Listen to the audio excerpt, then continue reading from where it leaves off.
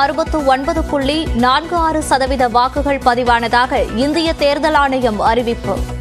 முதலில் 72% வாக்குகள் பதிவாகி இருந்ததாக அறிவிக்கப்பட்டிருந்ததால் குழப்பம்.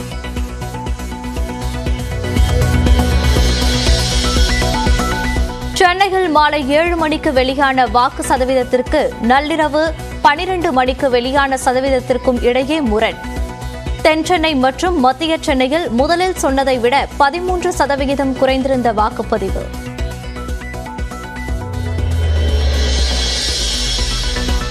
தமிழ்நாட்டில் அதிகபட்சமாக தருமபுரியில் 81.48 விழுக்காடு வாக்குகள் பதிவு. கள்ளக்குறிச்சியில் 79.25% வாக்குகள் பதிவானதாக அறிவிப்பு.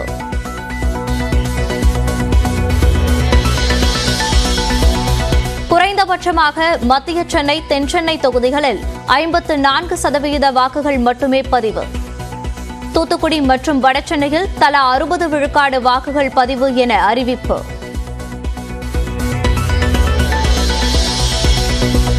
வாக்குப்பதிவு நிறைவடைந்ததை அடுத்து பாதுகாப்பாக கொண்டு செல்லப்பட்ட வாக்குப்பதிவு இயந்திரங்கள்.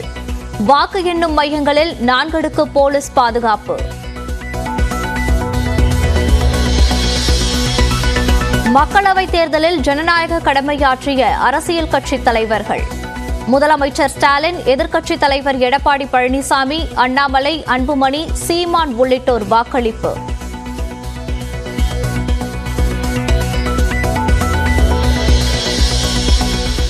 சென்னையில் வாக்களித்த சினிமா பிரபலங்கள்.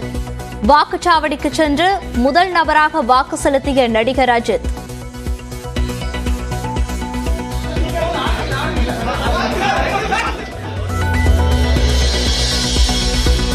அதிமுக கூட்டணி தென்காசி மக்களவை வேட்பாளர் புதிய தமிழகம் கிருஷ்ணசாமி வாக்குப்பதிவு செய்யவில்லை.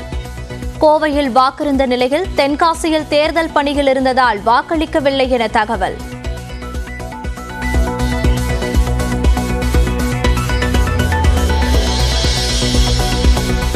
நாடு முழுவதும் நடந்த முதல் கட்ட தேர்தலில் 64 விழுக்காடு வாக்குகள் பதிவு.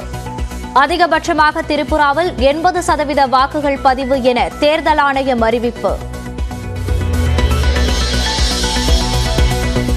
புதுச்சேரி மக்களவைத் தேர்தலில் 78.54 விழுக்காடு வாக்குகள் பதிவு.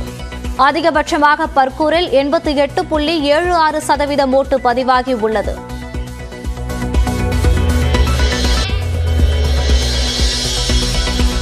காரைக்குடி அருகே திருப்பத்தூரில் மழை விவசாயம் செழிக்க வேண்டி மக்கள் வெள்ளத்தில் நடந்த மீன்பிடி திருவிழா.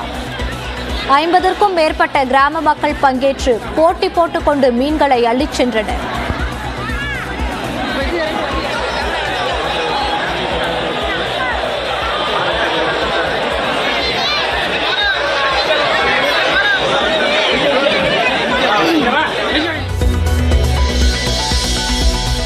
டெஸ்லா நிறுவன தலைவர் எலான் மஸ்கின் இந்திய பயணம் ஒத்திவைப்பு.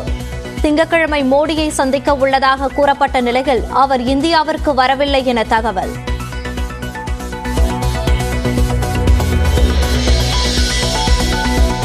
மணிப்பூரில் வாக்குப்பதிவு இயந்திரத்திற்கு தீ வைப்பு.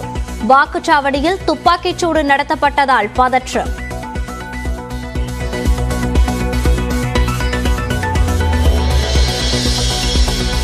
முதல் கட்ட தேர்தலில் வாக்களித்தவர்களுக்கு நன்றி தெரிவித்த பிரதமர் நரேந்திர மோடி.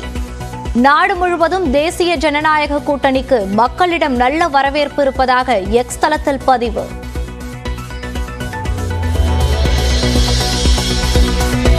கோவையில் 1 லட்சம் வாக்காளர்களின் பெயர்கள் பட்டியலில் இல்லை என அண்ணாமலை குற்றச்சாட்டு.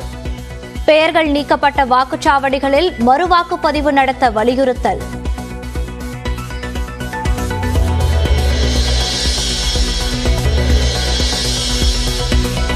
சென்னை அணிக்கு எதிரான IPL போட்டியில் லக்னோ சூப்பர் ஜெயின்ஸ் அபார வெற்றி. அரை சதம் விளாசி அணியின் வெற்றிக்கு உதவிய KL ராகுல், குயின்டன் டி காக்.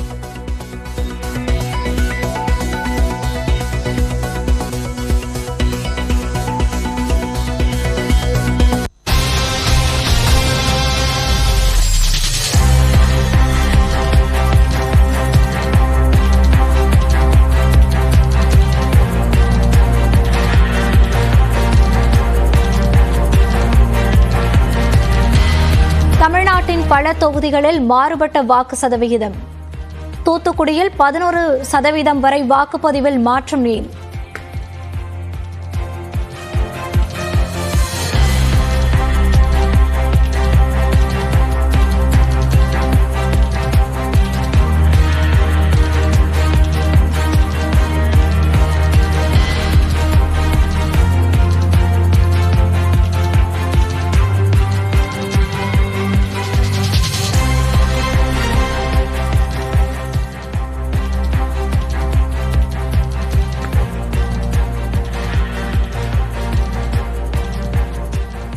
தற்போது நம்முடன் ஷபீர் இணைந்திருக்கிறார். வணக்கம் ஷபீர்.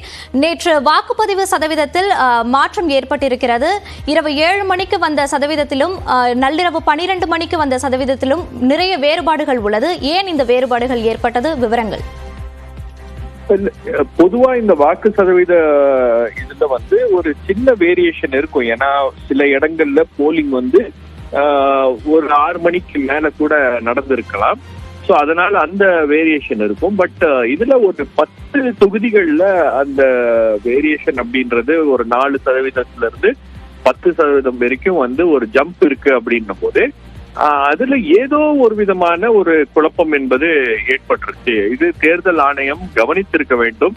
ஏன்னா தேர்தல் ஆணையத்திலிருந்து சென்ட்ரலி வரக்கூடிய டேட்டாவில இருந்தும் அதே போல டிஸ்ட்ரிக்ட் வைஸ், அதாவது தொகுதி வாரியாக வருகின்ற டேட்டாவிலேயே அந்த வேரியேஷன் இருக்கிறதுனால அது ஒரு மிகப்பெரிய குழப்பமாக மாறி இருக்கிறது. குறிப்பாக கோயம்புத்தூரை பொறுத்த வரைக்கும் முதல்ல வந்த டேட்டா 71% அப்படின்னாங்க. அதுக்கப்புறம் வந்த டேட்டால அது 64% மாறி இருக்கிறது அப்படின்னும் போது எப்படி குறையும் அப்படின்ற அந்த கேள்விதான் முதல்ல எழும். ஸோ இந்த மாதிரி குழப்பங்கள் தான் எலெக்ஷன் கமிஷன் தவிர்த்திருக்க வேண்டும். ஆனால் அதை ஏன் எலெக்ஷன் கமிஷன் சரியாக செய்யவில்லை அப்படின்றதுதான் இங்க இருக்கக்கூடிய ஒரு மிக முக்கியமான கேள்வியாக இருக்கிறது. இன்னொரு பொதுவான விஷயம் என்னன்னா, இந்த தேர்தல் பீஸ்ஃபுல்லா நடந்து முடிஞ்சிருக்கு. பல இடங்கள்ல வாக்காளர்களுடைய பெயர்கள் அந்த பட்டியல்ல இல்லை அப்படின்ற அந்த புகாரும் எழுந்த போது அதை அட்ரஸ் பண்றதுக்கு பல இடங்கள்ல ஆபீசர்ஸ் கொஞ்சம் டிலேடா வந்தாங்க, அல்லது ஆபீசர்ஸ் அங்க இல்ல. அதை யாருமே அட்ரஸ் பண்ணக்கூடிய ஒரு இடத்துல அந்த அந்த அந்த விஷயம் என்பது இருந்துச்சு அப்படின்றது பல பூத்லயும் பல பகுதிகளிலும் நம்மளால கேட்க முடிஞ்சுச்சு.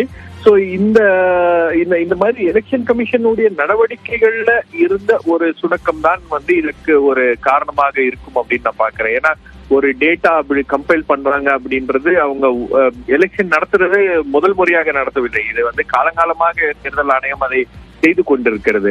அப்போ அந்த டேட்டாவை ரிலீஸ் பண்ணும்போது அதுல கூடுதல் கவனம் செலுத்தி இருக்க வேண்டும். அந்த டேட்டாவில எந்த விதமான ஒரு வேரியேஷனும் இருக்கக்கூடாது அப்படின்றது முதல் விதி. அதை அவர்கள் சரியாக செய்யவில்லை அப்படின்றது ஒரு குழப்பத்திற்கு அது காரணமாக அமைந்திருக்கிறது. இப்போ அரசியல் கட்சிகள் இதுல இந்த தேர்தல் முடிவுகள் வரும்போது அல்லது அந்த தேர்தல் முடிவுகள் மீதே ஒரு சந்தேகத்தை ஏற்படுத்தக்கூடிய ஒரு வாய்ப்பையும் அரசியல் கட்சிகளுக்கு தேர்தல் ஆணையமே ஏற்படுத்தி கொடுத்திருக்கிறதா அப்படின்ற பல்வேறு கேள்விகள் இதுல இருந்து எழுகிறது.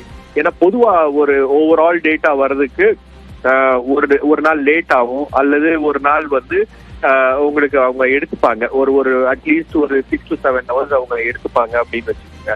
பட் இந்த டேட்டா இம்மிடியேட்டா வந்த டேட்டாவுக்கும் அதுக்கப்புறம் வர டேட்டாவுக்கும் இருக்கக்கூடிய அந்த வேரியேஷன் அப்படின்றது பல கேள்விகளை எழுப்பும். இது